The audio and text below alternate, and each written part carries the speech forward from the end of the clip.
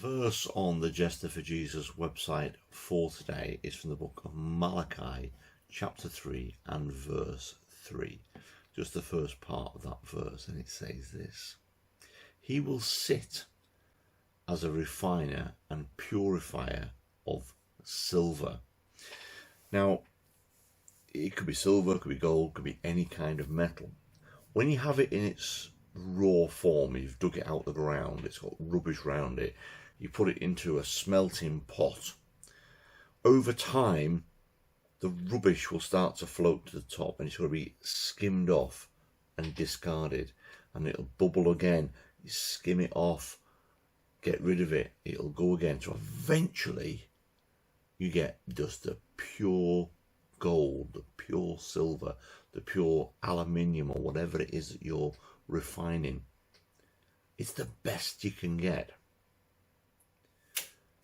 That's what God wants for us. God wants all the rubbish that's within inside of us to be like in a refiner's fire, and he will sift off and chuck away. You don't need that, throw it away. You don't need that, get rid of it. So what is left is pure.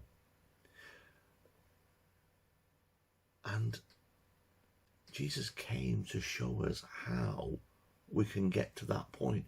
This, of course, is the last book of the Old Testament. Then there's a 400-year gap. And it basically, the verse continues that the Lord will have men and women, of course, who will bring offerings of righteousness. They'll be in a right living with God after they have been refined and purified and all the rubbish gotten rid of. So, challenging verse there for you today, that God wants to sit and refine and purify us like you would purify silver or gold or any other precious metal.